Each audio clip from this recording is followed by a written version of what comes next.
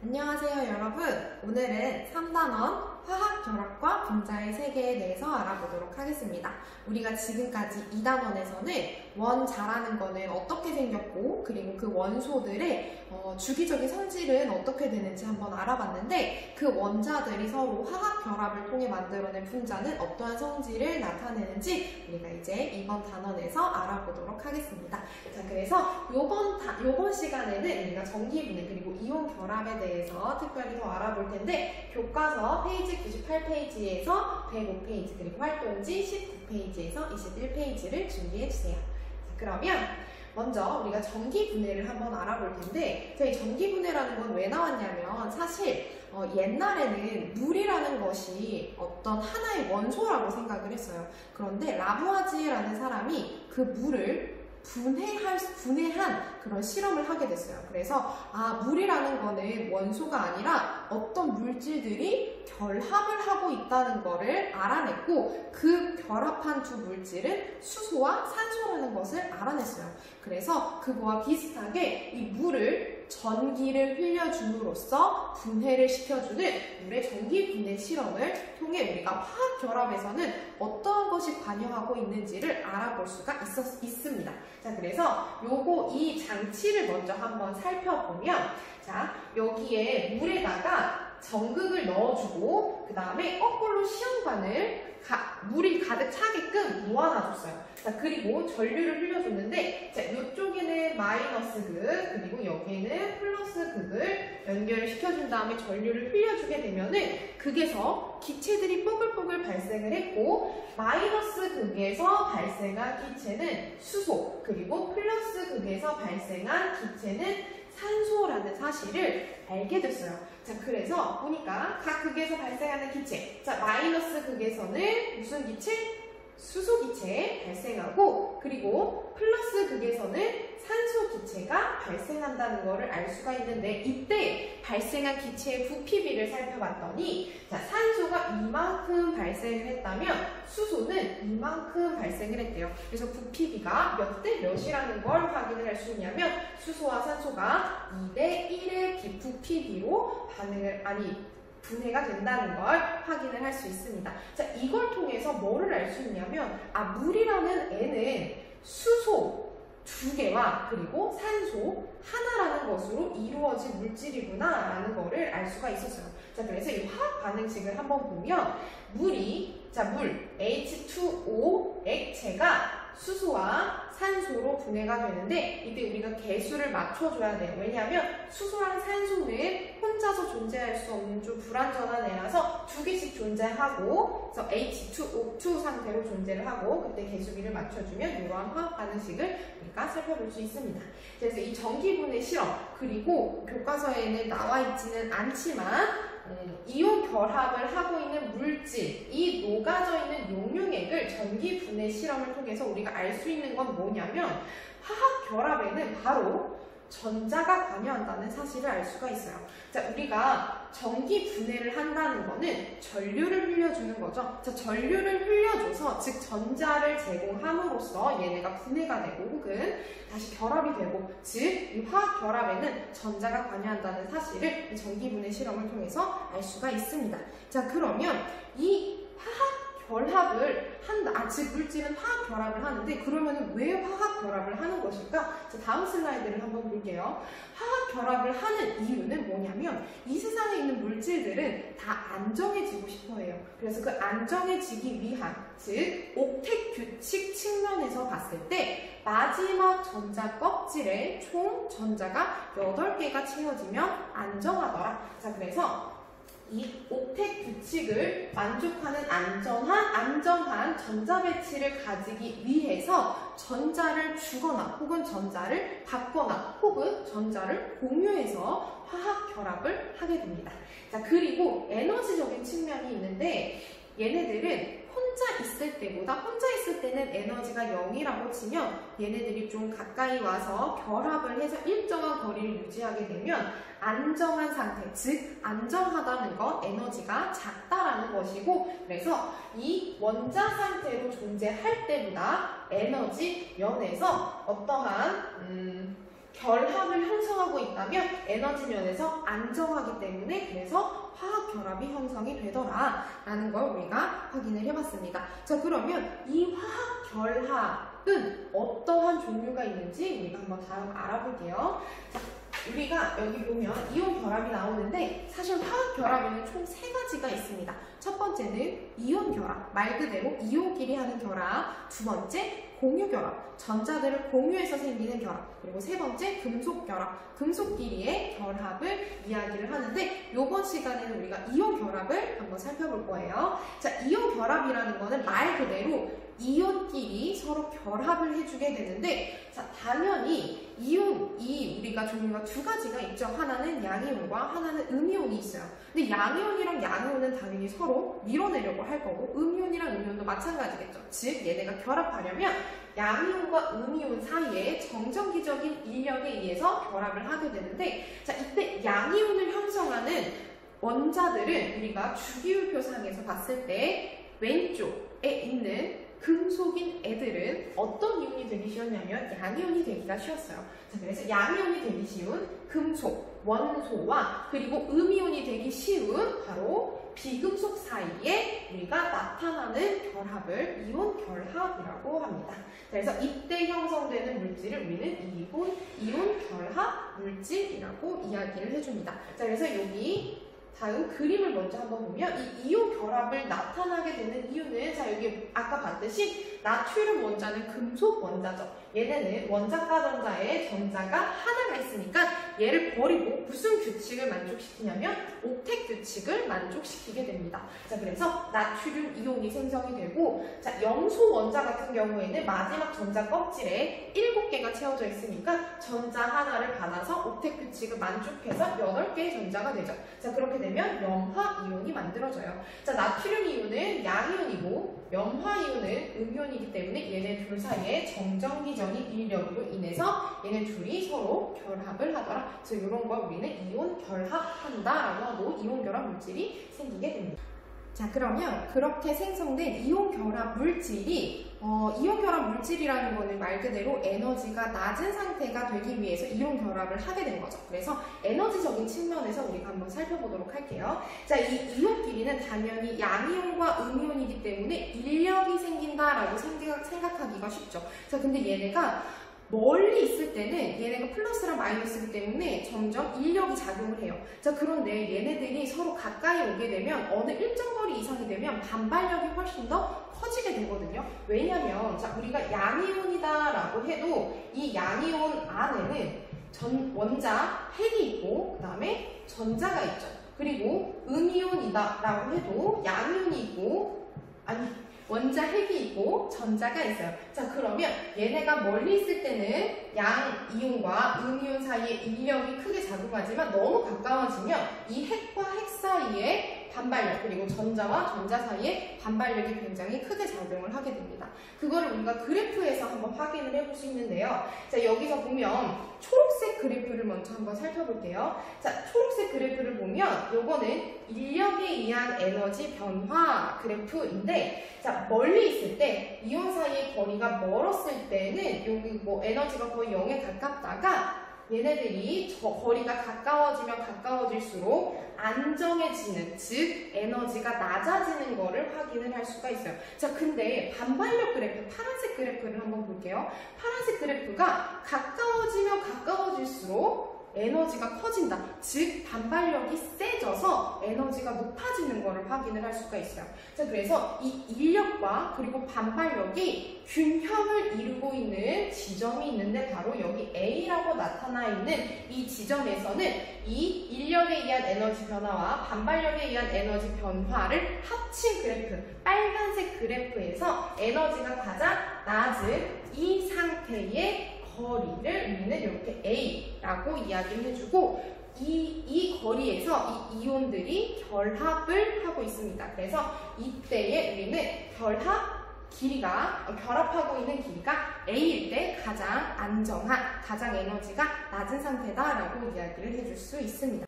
자, 그리고 이 A 거리보다 멀 때는, 자, 즉 이 거리가 A보다 멀 때는 양이온과 음이온 사이에 무슨 힘이 더 우세하냐면 인력, 서로 잡아당기려고 하는 힘이 우세하고 거리가 A와 같을 때는 인력과 반발력이 균형을 이루게 됩니다. 그리고 이 거리가 A보다 작은 상태가 되면은 반발력이 더 우세해서 좀 밀어내려고 하겠죠. 그래서 우리가 이렇게 그래프로 한번 살펴봤고, 자, 우리 이제 다음으로 이온 결합의 물질에는 무엇이 있는지, 어떤 성질이 있는지 한번 확인을 해보도록 하겠습니다. 자, 이온 결합 물질의 가장 대표적인 예가 바로 염화 나트륨, 우리가 보통 소금으로 알고 있는 물질이에요. 자, 이 이온들이 어떻게 결합을 하고 있냐면, 자, 나트륨, 양이온, 염화, 음이온, 그 다음에 얘가 음이온이니까 그 다음에 양이온, 음이온, 얘네들이 계속 번갈아 가면서 옆으로 말고 뿐만 아니라 위아래로 3차원적으로 서로 번갈아 가면서 결정을 이루게 되는데, 자, 이 결정이라는 거는 물질들이 규칙적으로, 입자들이 규칙적으로 배열을 한 고체 상태의 물질을 우리는 결정이라고 불러주게 됩니다. 자, 그래서 이 이온 결합 물질은 이런 식으로 번갈아 가면서 결정을 이루게 되더라. 그래서 다음으로는 이 이온 결합에 어떻게 쓸 수 있는지 우리 한번 살펴볼게요. 자, 이 이온 결합을 한다는 거는 전기적으로, 자, 플러스랑 마이너스가 만났으니까 전기적으로 당연히 중성 상태가 되겠죠. 자, 그래서 중성 상태가 됨으로 이렇게 화학식을 쓸 때 개수비를 맞춰주어야 하는데, 자, 예를 들면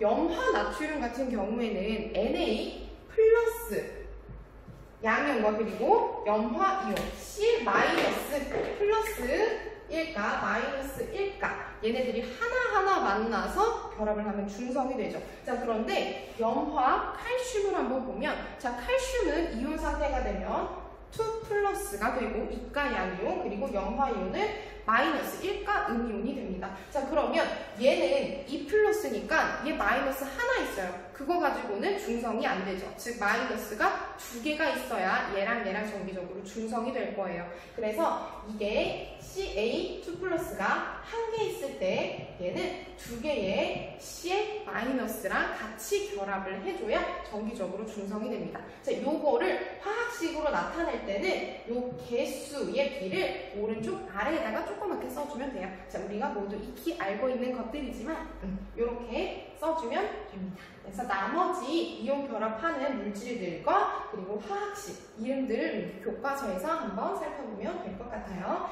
자, 그럼 다음 한번 볼까요? 자, 그러면 이 이온 결합 물질의 성질은 어떤지 한번 살펴보도록 하겠습니다. 자, 지금 여기 보니까 이온 결합 물질 결정이 있는데 얘를 망치로 꽝 쳤어요. 자, 우리가 소금을 치게 되면 소금이 금방 부서져 버리죠. 그 이유는 뭐냐면 얘네들을 이렇게 힘을 줘서 좀 배열을 어그로 때리면 플러스랑 만나게 되면 얘네들은 무슨 힘이 작용을 할까요? 당연히 반발력이 작용을 하겠죠. 그래서 얘네들이 어떻게 되냐면 떨어지게 됩니다. 즉 부서지게 돼요. 부서지거나 쪼개지는 현상을 살펴볼 수가 있더라. 자, 그리고 얘네들은 전기 전도성을 어떻게 띠게 되냐면, 자, 고체 상태일 때는 전기 전도성을 띠지 않습니다. 자, 그림을 한번 볼까요? 자, 그림을 한번 보면, 자, 교과서에 있는 내용인데 그림인데, 자, 지금 간 보면 똑같은 염화나트륨, 얘도 염화나트륨인데 간은 고체, 나는 액체, 그리고 다는 수용액 상태에 있습니다. 자, 얘네는 고체 상태일 때는, 자, 고체 상태일 때 이온 상태가 있죠. 하지만 얘는 어떻게 되어 있냐면 아주 꽉 결합을 하고 있어요.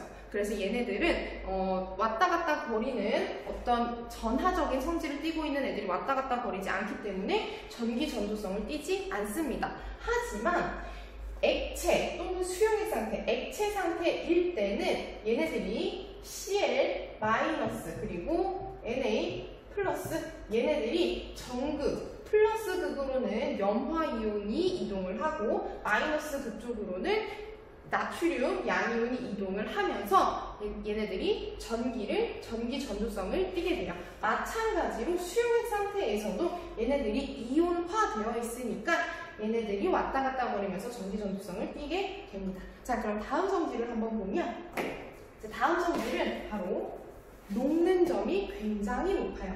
자, 녹는 점이라는 거는 고체가 액체가 될 때의 온도를 이야기를 하죠.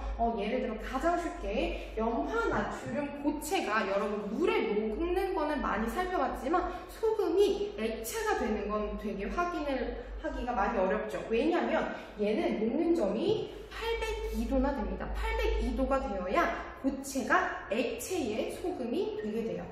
그래서 이렇게 굉장히 녹는 점이 높은 걸 확인을 할 수가 있는데 그 이유는 양이온이랑 음이온 사이의 정전기적 인력이 굉장히 크기 때문에 얘네를 떼어낼 수 있는 정도의 힘을 줘야만, 열을 줘야만 액체 상태가 되기 때문에 녹는 점이 높은 걸 확인을 할 수가 있어요. 자, 근데 이 녹는 점을 여기 한번 확인을 해보면 여기에서 얘가 제일 높고 플루오리나 나트륨이 가장 높고 여기에서는 얘가 가장 높은 거를 확인을 할 수가 있는데 자, 그 이유는 우리가 쿨롬 힘이라는 거를 따져줄 거예요. 자, 쿨롬 힘이라는 거는 정전기적 인력을 이야기를 하는데 이 식은 이렇게 나타나게 됩니다. 자, 힘은 어떠한 상수가 있고 그리고 거리 제곱에 반비례하고 전하량에 비례를 하더라. 자, 그래서 요거를 한번 봤더니 자, 얘네들은 이온 사이의 거리가 일단은 얘네들은 Na 플러스 그리고 플로린화 마이너스 플러스 마이너스 다 전하량은 플러스 1 마이너스 1로 똑같아요. 자, 얘는 똑같은데 뭐가 차이 나냐면 바로 거리가 차이가 나죠. 자, 여기 얘네들이 거리가 가장 멀게 되는데 그 이유는 여러분들이 앞서 살펴봤던 것처럼 자, 나트륨 이온은 다 똑같은데 여기 할로젠 이온들이 좀 크기가 다르죠. 얘네들이 아래로 내려갈수록 점점 커지니까 이온 사이의 거리도 당연히 커질 거고 그랬을 때 우리 녹는 점이 거리가 커지게 되면 힘이 약해져서 녹는 점이 낮아지는 걸 확인을 할 수가 있습니다.